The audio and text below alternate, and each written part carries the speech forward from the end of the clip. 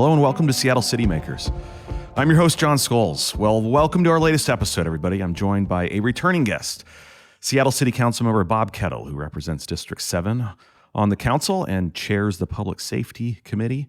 Great to have Councilmember Kettle back to give us an update on what his committee has been focused on over the last year, some of the work ahead to continue to make progress in improving public safety in downtown and across our city. Hope you enjoy my conversation with Seattle City Councilmember Bob Kettle. Well, welcome back as our first two-time elected official guest. It is an honor to be the first two-time elected official guest. I thank you for that. I appreciate that. And before we dive in, I do think we as Buffalonians, both born in Buffalo, you grew up there and I don't have that deep a cred. I was there till I was 6, but I went back every year.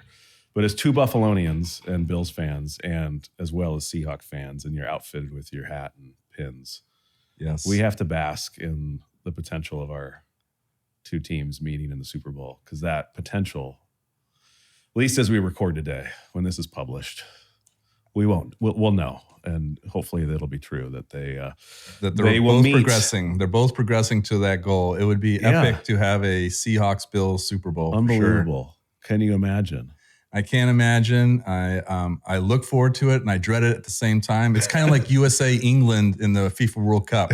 You know, if they two play, that would be like, it'd be like that same challenge. Bills Seahawks Super Bowl. I think that would be tomorrow a winning we ticket. Get to settle in and watch Buffalo in the early game, and then the Hawks here in downtown at 5. And of course, this will all have been passed by the time people are hearing this, but I think we needed a pause and by the way, acknowledge that. Mayor Wilson just gave some remarks and raised the flag at City Hall. Oh, right on. I was there with her, and so she was decked out as were other council members. As you can imagine, Rob Saka was decked out in jersey and the whole 9 yards, and so we did the flag raising there at City Hall. We're ready to go downtown, and what a day! Blue skies, and be blue skies tomorrow, and it's going to be outstanding. So happy Blue Friday to you. And I would definitely be rooting for the Seahawks, but it's sort of like a you can't lose kind of deal. And if in this make-believe scenario or hopeful scenario, we have the Bills and Seahawks meeting.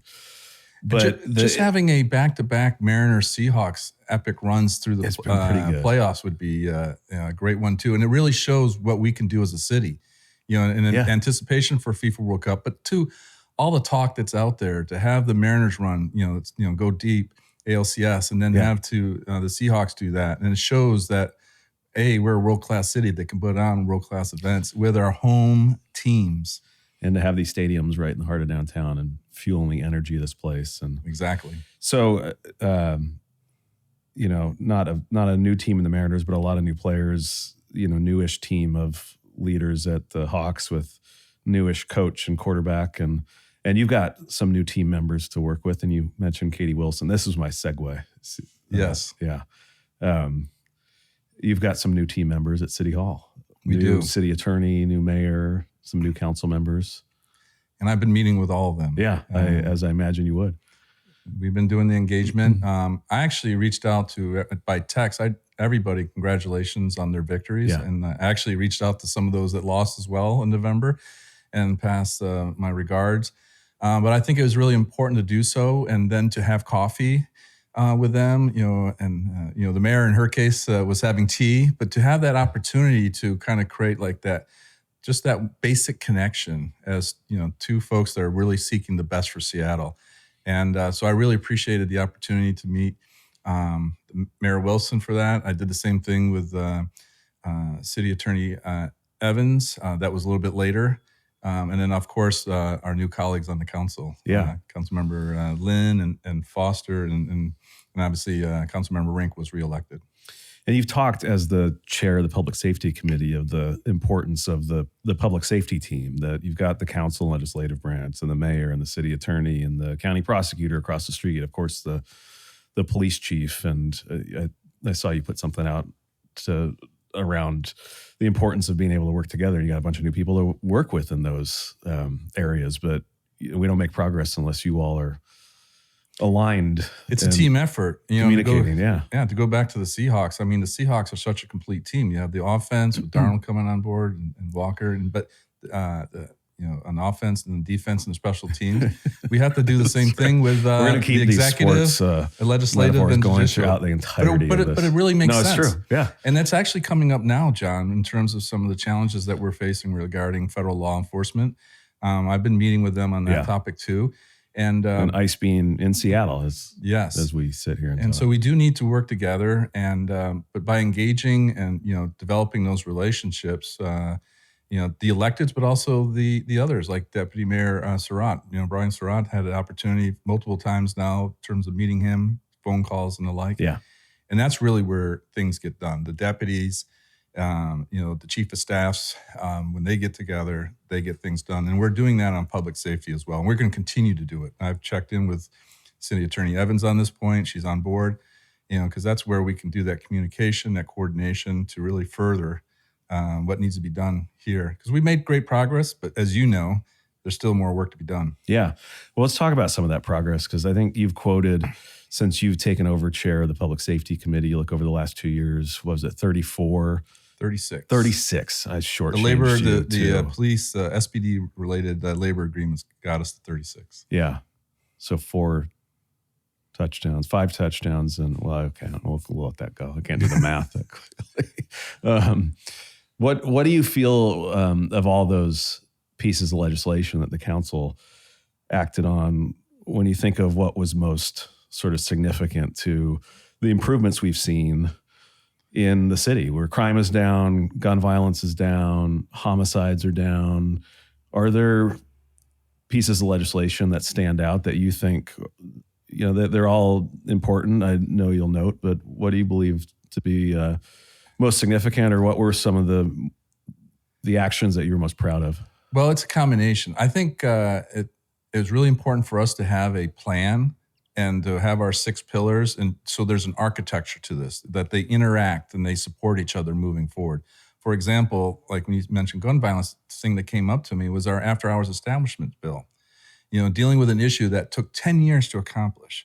And then we updated the chronic nuisance property. Next thing you know we're knocking out those problematic businesses that are operating between 2 a.m. and 6 a.m., where there's gunfire either at the premises itself or maybe the parking lot next door. So that is like a real tangible impact. I mean, you see the numbers from 2025, the first half of the year until that bill was passed, and then what happened with the passing. And then Chief Barnes, to his credit, was implementing. He was using the chronic nuisance property. And then because it takes him to act on that, to author a letter, a notice to a business owner that's similarly with vacant buildings that were causing problems, with Chief Scoggins on the fire side, working with SDCI to identify those problematic properties where bad things were happening, that were a risk to his firemen and firefighters when they were to go in because they've been damaged, but also to the community, like falling over or basically being the home of bad activity. Yeah. And so that's another bill that, again, you raise a big point right here. We do the legislative piece, but we need it to be implemented. We need it to be put into place. And that is so important for the departments, for the mayor herself, and, to really put into effect. And because otherwise they're just pieces of legislation that are just sitting, in the city clerk's shelves. Yeah, exactly. It's interesting. You mentioned, some of the after-hour clubs and some of the other nuisance properties that attracted significant amount of gun violence, and getting after those. And you see the results of, significant reductions in violent crime and homicides and gun violence generally in the city. And we saw the same thing when some of the, really challenging encampments were in existence in our city and attracting a lot of illegal behavior, including a lot of gun violence, and just this sort of concentration of gun violence in a few parts of our city, that when you sort of address some of those underlying conditions, we see good results. Yes, and that's important to include the encampments piece, because there's a lot of talk about that, and it's in some quarters they really characterize it one way, but what you can't escape is the numbers. You were kind of alluding to it, the arrest, the gun violence piece, the shots were so prevalent in some of these encampments. Yeah, so you can be wherever you are on the spectrum politically, whatever, but bottom line is bad things were happening, and we had to address it. And I think that's important to do it in and a really important, lead with compassion for those that need, but then look out for the community and the neighborhoods. And that's what we were doing. That's what, in this case, Mayor Harrell was doing at the beginning of his administration, because it was so important. And you cannot escape the fact that, people were dying in those encampments. Sexual assaults, sex trafficking, yes. guns. Yeah, some not great things for Stolen the neighborhoods good or the markets. folks who found themselves homeless and vulnerable living in those areas too. But there are plenty of bad actors. They themselves are preyed upon. Yeah. And that's what people don't necessarily realize, because there's always these individuals with that kind of criminal intent, but then they prey upon those that are most vulnerable. Yeah, we saw that downtown at City Hall Park, at First and Yesler, on 3rd Avenue. So, yeah, thankfully, we're well beyond those issues. And thanks for your leadership. And we'll continue to be engaged on that.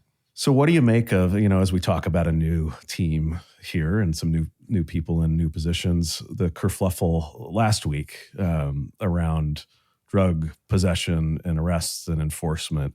With what the chief announced in response to the city attorney and the mayor and the media sort of took note, do you think we're more aligned than among the different teammates you have than what some in the media would like us to believe? Yeah. Well, are there real differences in how you're thinking and approaching this work with your colleagues that need to be ironed out and communicated and dealt with this year? Well, the first thing is I wish people would contact me, to discuss the issue, because I knew as chair of public safety that was not happening. I've been working this issue for a long time in terms of public drug use and possession. And it was already on our list for the first quarter for our committee. So now that we're going to be engaged on this quarter in February, people may say that's in reaction to this kerfuffle, as you said, but in reality, we already identified it as an issue because it goes to the pillars. It's about having a functional criminal justice system. We have to have the engagement with SPD, the sworn officers, getting the diversion to those to lead. And that's why I've been working with PDA on this already. And then for those that have, various crimes associated with that, or they have warrants and the like, that they then go to King County Jail. And so we've been working through this. And as mentioned about the team earlier, I've already engaged City Attorney Evans on this, members of the executive, SPD, and of course, PDA. And as it turns out, the head of PDA, the Purpose and Dignity in Action, is now going to be a public safety advisor for the mayor. New member. And because team. It's about ensuring that, because, for example, if individuals are not going to the LEAD program, why are we paying for the LEAD program? And so we have to have this functional. Jon, I do not look at this like from a political, ideological. It's like it's broken. It's not being worked properly. What's the issues? What's the choke points and hiccups? And let's fix it. That's why I reached out to Lisa Dugard of the PDA and to find solutions. That's why we're looking at other areas as well. And this is all going to come up in committee. It's going to start off with the Office Inspector General report that we're going to have presented to committee. And so we were going to work the policy piece. It's interesting, all this discussion about the mayor and the city attorney. Well, who does the policy? Who passes these bills? Who fixes these bills? Well, it's the council. And related to public safety, it's our committee. And so we're going to do that. We're going to get baseline amongst the various players in this, and to get the right approach moving forward. And I think we'll be in a much better place because truly, it's been working to a degree, but it's not working the way it needs to be, and it needs to be fixed. But to your point about it's kind of the underlying policy and legislation around drug possession, which the council adopted 2 or so years ago, or initially almost in June of 23, and then in September of 23. That's right. It was when it was actually put in place. A little less than 2 years. But with the conversation or kerfluffle or a week or so ago, whenever it was, there wasn't really any debate around the underlying legislation, the policy, right? It's like everybody is sort of embracing what is law, which is we're going to make possession a misdemeanor, a gross misdemeanor again in the city. It was sort of a debate around sort of implementation and the percentage of folks that may be arrested or prosecuted versus diverted to treatment. But it's interesting that, in some ways, I guess we've come a long way because we're not debating the underlying ordinance. Yeah. So right now, or am I missing something? No, you make a very good point in terms of the understanding of that. Then it comes down in terms of, those that do get diverted, that have, their addiction, their substance use disorder challenges, and then those that actually have been, working the drug markets, working these other pieces, again, have, warrants, outstanding warrants and the like. Those are the things that we really need to address. But here's the thing too, is that we also can't have the third option, which is the do nothing option. Yeah. We tried that. Yeah, and we have an element of that needs to be addressed, and that's kind of what you see in our streets. And so these are the things that we need to address, and we're going to, we're going to work it through committee.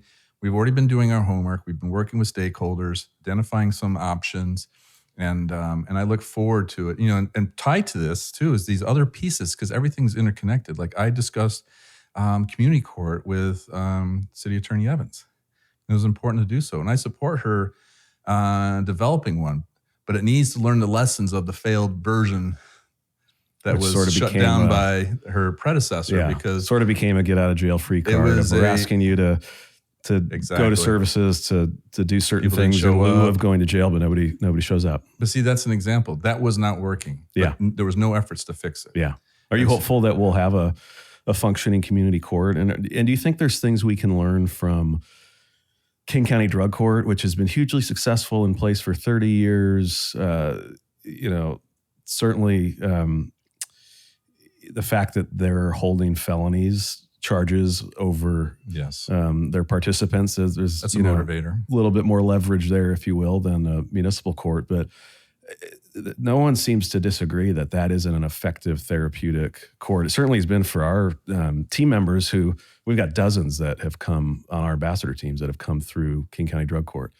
What are your thoughts on lessons we can draw from the original there to the community court? Actually, not the original. The one that was shut down was 3.0. So we're on 4.0 basically right now. For the city community court. Yeah, for the city community court. And it was shut down. And then there was no drug charges during that time. That's right. We didn't have a law that said, because we didn't have the law, because at the time it was a felony. Then, as you know, with the Blake fix, it became a misdemeanor, gross misdemeanor. Yeah. And so now it's come in. And with the previous city attorney, Attorney Davison, we had the drug prevention agreement program, which had some similar kind of, leverage that to ensure that people showed up, that ensured accountability pieces, basically. And so, but now with this new version of community court, and we're at the beginning stages, and I've had discussions with the Seattle Municipal Court too, with presiding Judge Crawford Willis on this. So they're active participants. They're key stakeholders in this. They're absolutely critical, and they have a good relationship with the city attorney. And so we need to fold in basically the drug piece, drug prevention agreement program, the drug piece overall into the community court, and basically create a situation where we can make progress on the challenges that we face on an individual basis with each of these people, with each individual circumstances, but also as it plays out in terms of impacting our neighborhoods and our communities, to include downtown.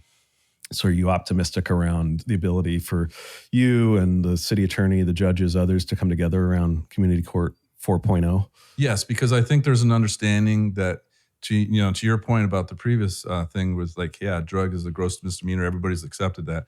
I think people have accepted the fact that we have to have a greater level of accountability to ensure that things are happening. Mm-hmm. There's a balance. Yes, balance. Yeah. Exactly.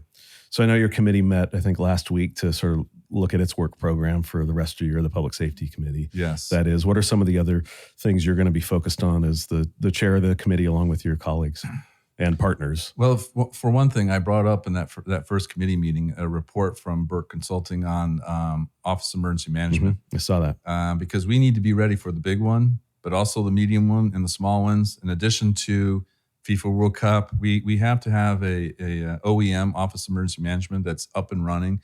And it is, but that needs help. And I think this kickoff with our committee was really helpful in that respect. And because you went through sort of a full assessment. I don't know if audit is the right word for what they review and audit, if you will. Not an audit in terms of details. It was more strategic, but looking at other cities, offices around the country, and Denver, Portland, San Francisco, and Vancouver, BC, as well. And San Francisco is very different, but Portland and Denver, looking at them and see what the opportunities are, and this is really important because of the timing.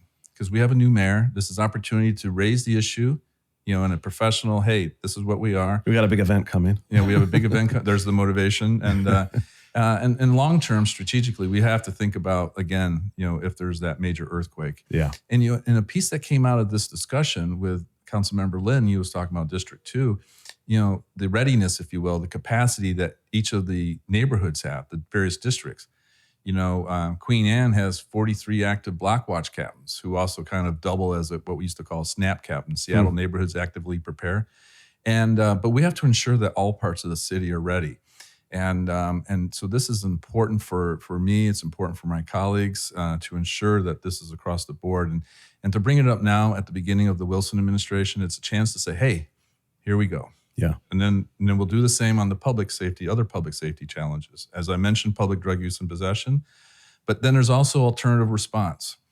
I don't necessarily say care, usually, unless it's really specific to care. I say alternative response because it's important, yes, for care, but as you know, we have mental health professionals in SPD in the police department. Mm-hmm. We have the community service officers, the CSO, and then we also have the POETs, the police officer engagement teams, like when there's protests and the like. And so they have like alternative response. And then you have Health One, 99, particularly Health One, fire department look does broadly at the expanse of and it's important. Responders that aren't traditional commissioned law enforcement officers that you have at the disposal to exactly. And intervene. then of course now with the CCRs, the community crisis responders of care, with the our labor agreement with SPOG, the Seattle Police Officers Guild, that opens up that area too. And so we need to press forward on that, but we also have to understand how they relate to each other, how they work with each other. And so that's why I focus on alternative response. And so we need to ensure that, care takes off with this agreement properly. We need to ensure that things are deconflicted with the other departments, that we're basically getting the most out of each, department.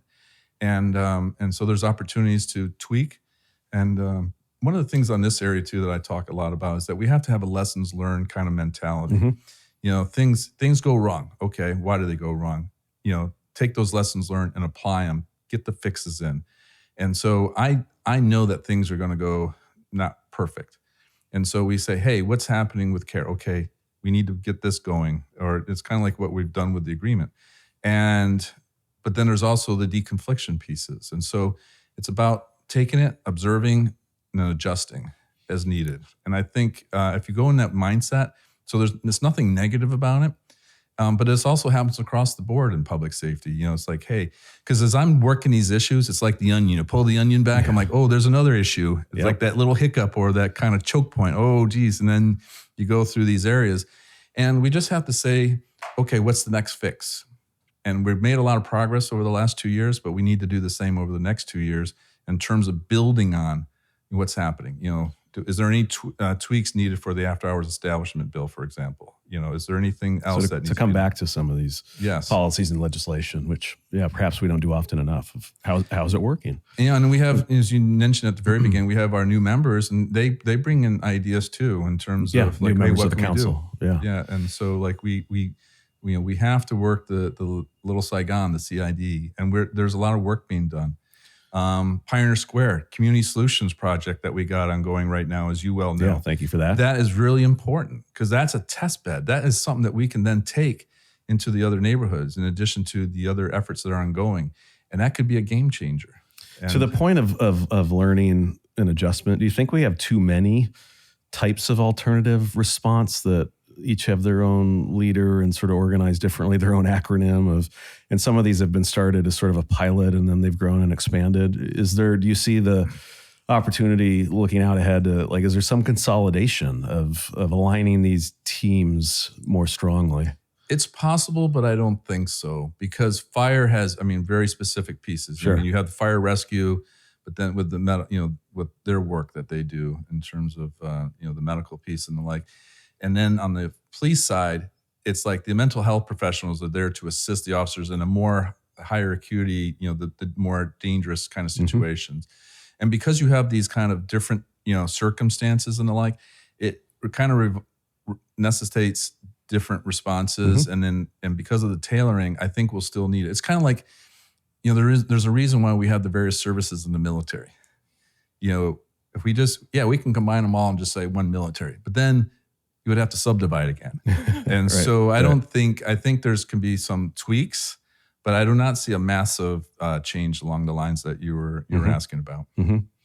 You've talked a lot over the last several months, and I think it showed up in your work plan for the committee this year around sort of the seam between public safety, homelessness, public health. What do you mean by that? Again, pulling back the the onion there. Like we were working big picture pieces. Like we have to get more officers on board, and there's been a massive change there. And 100 or so net new last year. Was that the number? And it took different pieces to do that. And then they need the technology pieces. The Real-Time Crime Center, and I want to come back to that, is a great game changer, along with CCTV and ALPR, the automatic license plate reader. So we needed those pieces. But then what I started to identify is that the seam where public safety touches human services or housing or homelessness more generally, we're like, hey, what's happening here? So, for example, between these different systems and how people are interacting with them. So, for example, PDA lead, and by the way, we don't just do this with legislation. We worked with the executive to get changes. Sometimes we're kind of pushing, sometimes pushing a little bit more. But for example, PDA lead was in Human Services Department, but they're really performing a public safety function. So they're kind of on the edge of human services world, and so they don't necessarily get the attention that they need. And so we brought that over. We brought PDA lead into the oversight of the care department, their contract specifically. Yeah. Overall policy and operational oversight, but also then the contract piece, and then the person who runs the contract piece. Yep. So now it's all over with care. So now it falls under our committee in public safety as opposed to the Human Services Committee, because they're so important of connecting the public safety, the police officers, and with service providers. And can I say one thing on that? And this is super important. And I know people are upset that, hey, why aren't we getting more out of the LEAD program? This kind of goes to the other issues about, hey, we have those where seemingly nothing's being done. But we need to really push this, not just for the individuals in terms of off the streets and into care and so forth, and then the event and the advantages for the neighborhoods, but we also have to get them into the system. And because we have to document their challenges, their addiction disorders, their mental health problems, their behavioral health challenges, because we're coming down the pike is the work requirements from the federal government, from the Trump administration for Medicaid. And I think you know this, but the ecosystem runs on Medicaid. And all these individuals that are on our streets, if they can't access Medicaid because they're not documented as not being able to work, then that creates a massive problem. That's catastrophic. So we need an unused resource to help them. Yeah, and people don't necessarily talk about this. I don't think they really appreciate it, because if we don't document it, they're not getting Medicaid. Yeah. And so if we do nothing and leave them on the street, and there's some folks on my left who like, hey, let them be. They'll come when they're ready. Well, they're not going to get Medicaid, because as you know, when you walk around, the chances of, there's some that can work, but as you know, most of them, it's not a viable idea. And so we have to do this. And so we have to get away with this kind of, okay, when it happens, we have to really engage. And obviously people can really only do it when they're ready, but we also cannot do nothing. We cannot just look the other way. Walk by. We cannot just enable that ability to not do nothing. Yeah. We need to engage. And the reason why is that if they don't get the Medicaid dollars, we are in a major, major hurt locker. And we have a resource that's available there. We don't have to. Exactly. We don't necessarily need a new tax. Nobody talks about this really. No, they don't. And it's available. It's just making that connection. And you use the word engage. I use the word, intervene. And we don't enough. Thankfully, we're doing more, but more is necessary. And well, for too long, as we just Barden walk by. Chief Barden said, we have this thing where people, on one is the carceral system, put them in jail, whatever. Yeah. And then the other end, there's the do nothing, but call it compassion. Yeah. That was such a key point that she made. There's people who do nothing, but then they call it compassion. Yeah. And nothing about that's compassionate. Exactly. And I think most of the folks in this city, most of the voters, they do have that compassion. They have a compassion, and they fall sort of somewhere in the middle of, there's a range of tools we have to use. And and we should be offering services. We should be helping folks. And then we got to hold folks accountable that are hurting and harming others, and sometimes those that are harming themselves. Exactly. So you mentioned the Real-Time Crime Center, which was recently stood up, SPD headquarters.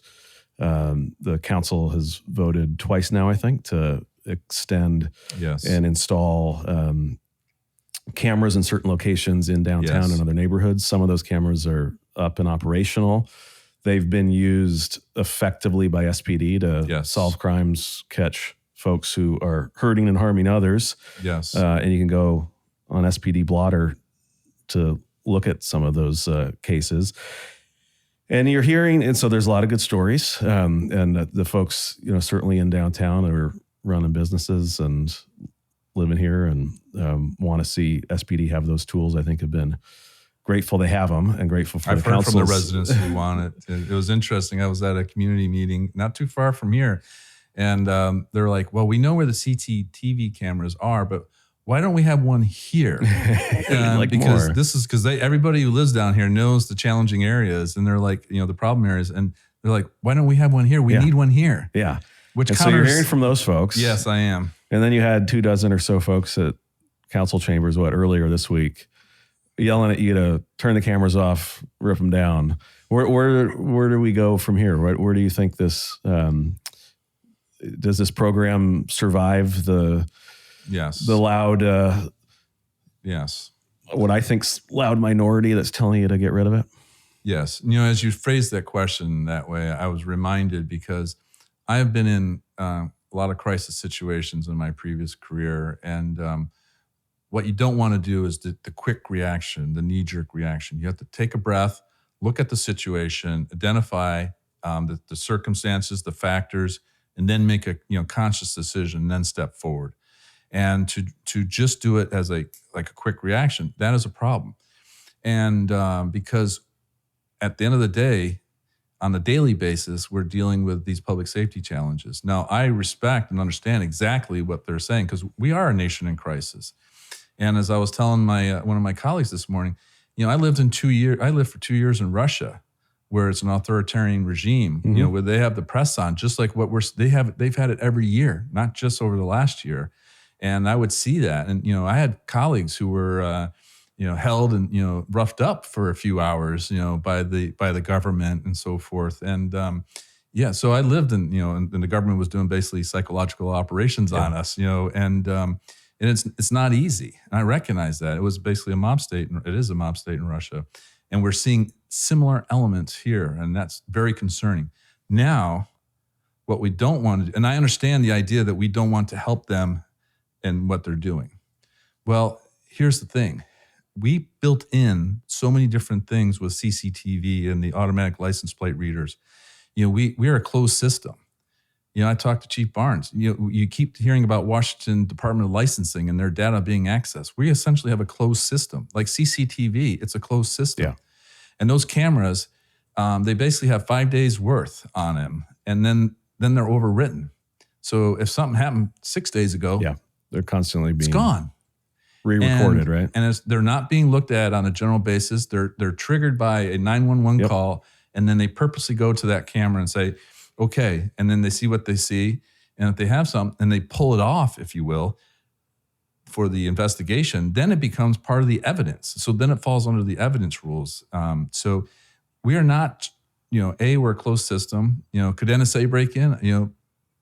Possibly, but let's stay in the realm of the reality here, particularly as we see it with other entities. But the thing is, we built these pieces in. We built in reporting pieces. We built in like ALPR about staying away from reproductive health, and so forth.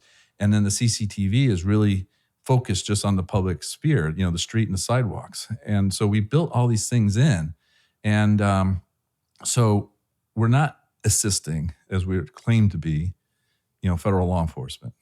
And you said reality, and generally that's a good place to live, in my opinion. And the reality is we're a city full of cameras on metro buses, on somebody City said, Hall, on traffic signals. And so exactly, it seems a little illogical to take down maybe 20 that we've put up, if that are solving crimes. And no, there's more than 20. More than 20 in the CCTV more than 20. network. Between Aurora, That's right. They're up Belltown. on Aurora. I was thinking just to the downtown. Yeah, but yeah, beyond downtown. Yeah. And yeah, we have more than that. And on top of that, our second go around was driven by FIFA World Cup in a lot of ways. Yeah. Because we had to ensure that we you want to do host FIFA these World Cup well. big events, and they want to be safe. Yeah, a little over half of the second round are for the stadiums.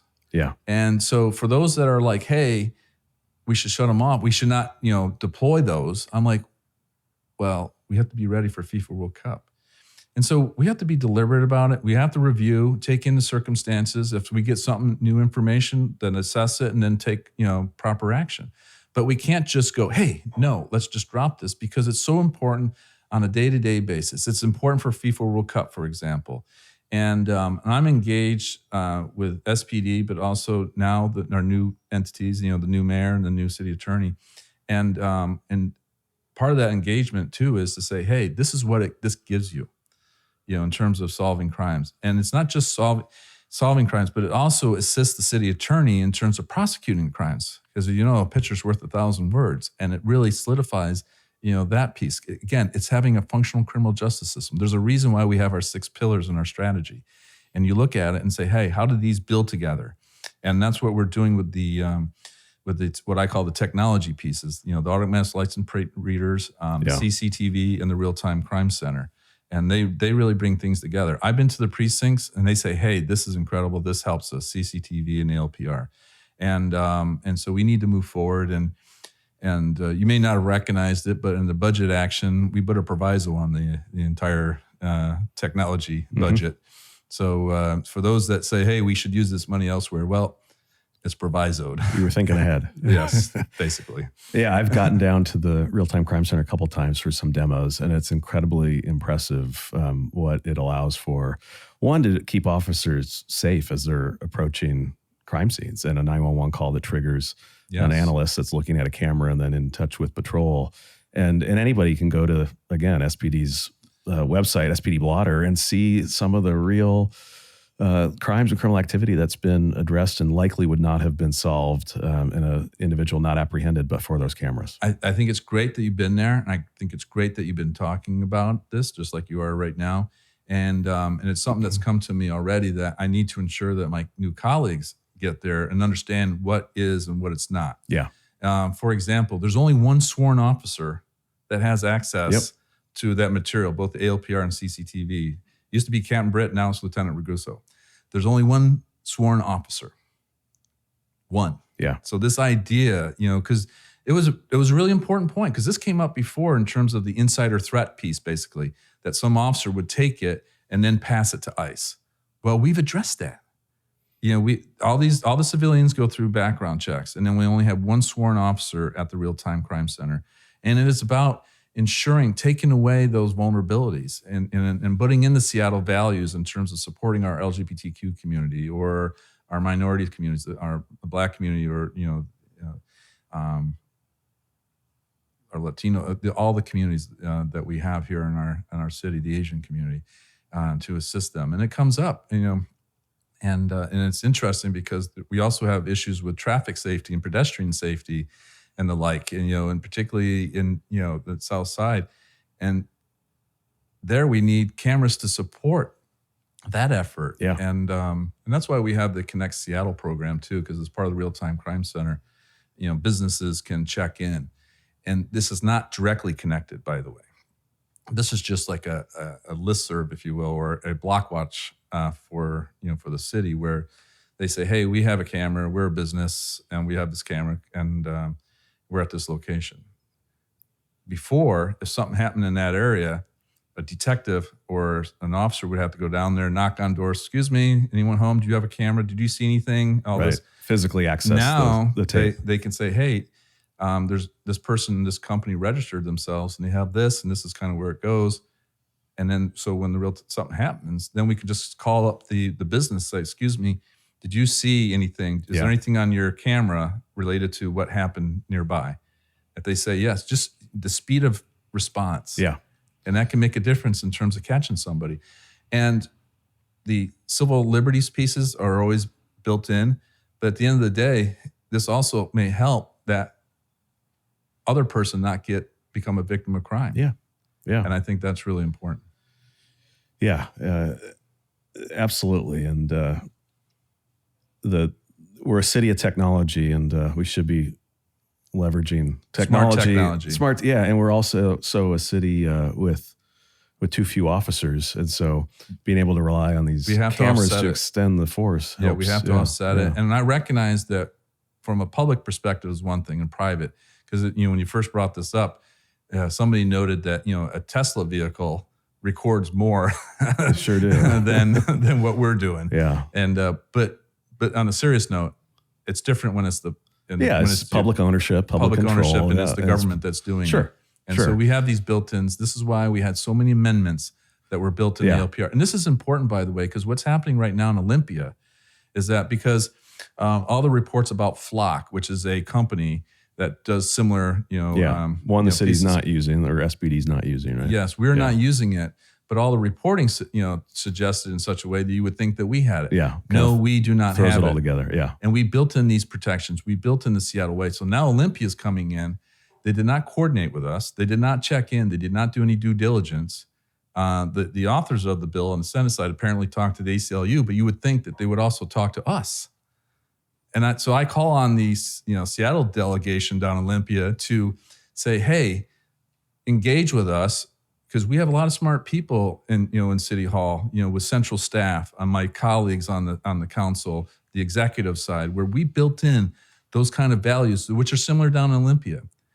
But if they come in with these changes, it's going to impact our ability. We're pretty much the only city that does ALPR anymore because, John, you wouldn't believe this is the automatic license plate readers. Yeah. I spent 2 years, basically, to go back to sports, giving the Heisman to the Flock system.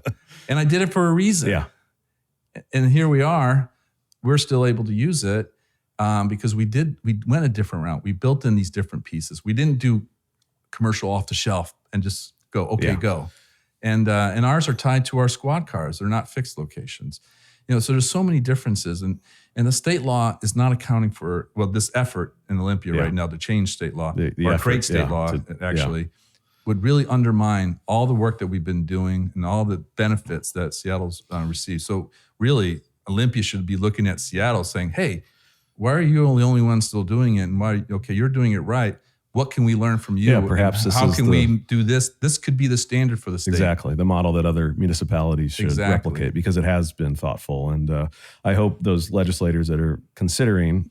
So if you know any, please call them up. Yeah, new laws will, again, I'll say for the third time, go to SPD Blotter and look at the specific crimes and instances that this technology has been used in, and those that have been solved, and folks who've been apprehended that very likely, with a high degree of likelihood, would not have been. So we could talk about this all afternoon. Yeah, well, I'll take advantage of this to ask not just you contact your representatives and your senators down in Olympia, but have everybody who's watching this reach out to Olympia and say, hey, before you take any rash action, do your due diligence, do your homework. What's Seattle doing? I recognize in Redmond and all these other locations on the east side and to the south and other areas that they've had to shut it down or they put it on pause. Different vendors. Yeah. Different systems. It's a totally different system. Yeah. And you could tell it's a little bit frustrating for me. Well, you all were getting an earful the other morning by a handful of people that... I'm used to it. Yeah, it comes with the job, right? Two concluding questions. And since we've had you on before, I won't put the same standard questions to you because we know those answers of your first job and your perfect Saturday in Seattle. So a little bit of a curveball here. If you weren't doing this job, do you have like a dream job, even if you were only to do it for like a year, that you would want to do? Well, in some ways I had my dream job because I was a stay-at-home dad with our daughter. But I think engaging in public service would be the area, and I maybe go back into the intelligence world or whatever. But I think this is a great opportunity to really impact my neighbors. I ran to create a safe base for my daughter and her friends at school and others. And so given where I am in life right now as a dad of a young girl and daughter, and everything else, I'm going to say I am in my dream job. You got it. Despite the fact that I get yelled at, that last week I got told I was a war criminal. Despite all that, I'm in my dream job because, when I'm at like pickup for practice, whatever, and I'm talking to these other dads, I'm doing it for their kids too. And when we come downtown and we see the challenges with our neighbors who are in crisis. And the progress. And the progress. We've made, it's like, thanks to you and others. This is a chance to make progress working with everybody across the board. And, it's about making a difference. And so this job affords me the chance to make a difference. And so, you know what? I'm coming back. I'm going back-to-back dream jobs. Stay-at-home dad, and now council member for the city of Seattle. It's pretty good. Okay, our concluding question. Do you have a highlight from downtown, an experience from last year that just like sticks out of like a great day, a great event you were at, is something that really pops from 2025? Well, when you said you gave me a curveball, I was already kind of leaning in this direction. So now I'm going to have to see where you're going. And so it was incredible to throw out the ceremonial first pitch at the Mariners game in June against the Red Sox. And for the record, for everybody listening, it was over the plate. I didn't bounce it. You got it there. I got it over the plate, and it was a little bit high in the zone, but still a strike. And when I walked off the mound, giving some waves, and I came, and my person from the Mariners team was like, yeah, not everybody's able to do that. So I was like, so you got to level with us. Thank God. Did you practice in the backyard? With my daughter, with like not a baseball, but with like a little beach ball kind of thing. And I was just working on my mechanics because I wanted to throw it straight. But the only practice I had, proper practice with a baseball, was 4 times inside the stadium. I was able to throw it 4 times because then on the inside they have a fake mound, and they Were you in the bullpen or just? No, this is on the grandstand underneath. Oh yeah. And so I did have 4 throws. But then I went out, and then I had that strike. So that was definitely a highlight. How nervous were you? Were you nervous? Or did you feel good getting up there? I felt pretty good. Because I wouldn't want to do it. I focused on the fundamentals. I focused on. You went to your training. Well, it's about, I played baseball when I was a kid. Okay. And so forth. Now you throw that. You should have led with that. I wasn't like, big time, okay. But I knew. And I played softball as an adult, when I was in the Moscow at our embassy, I played on the embassy softball team against the Cubans. Yeah. Those kind of things. And see, I was never a baseball guy. So really? Yeah. No. Oh. So I'd be nervous. Yeah. It'd be a lot more practice. But it is interesting when you walk out to the mound and you see all those people out there. It is interesting. But I was focused on getting that ball across the plate. Yeah, what a run that was. By the way, I mentioned this to Brian Callanan on his podcast. I'm like, Cal Riley should have been the MVP. And I said to him, God bless Aaron Judge, the Yankees. He's a fantastic player, but he doesn't have the same demands that Cal has on him. Being a catcher, the workload and what's required of a catcher is unbelievable. And for him to still produce the numbers that he produced, he should have been the MVP. Yeah. Yeah, no doubt. And what are we, a month away from pitchers and catchers reporting, or pretty close? Pretty close. Pretty close, yes. So, and by then we'll either have the Seahawks or Bills as crowned as Super Bowl champions. Exactly. What a great way to end, and we'll see. Knock on wood, touch wood. Yeah. We know when this is published, but as we sit here today, we don't, and we're just enjoying the fact that it's a possibility. So enjoy tomorrow's games, both of them. And thanks again for coming back for what you do, leadership of the great District 7 and the Public Safety Committee, and being a great partner, a great dad, and a great citizen of Seattle. So and for your service as well to our country. So we appreciate you making time on this Friday to come over. Well, I really appreciate the opportunity because it's an opportunity to engage and learn, and it's really important to have this because, as I told you before, I used to listen to the City Makers podcasts, because it was a great way to learn about what's happening in the district, what's happening in our city, because you have so many great guests on here, and I really enjoyed it. So listening and participating. So thank you so much. I thought in those early days it was just my mom and me and James. So thank you. There's more than that. There's more than that. Thanks for being one of the early listeners.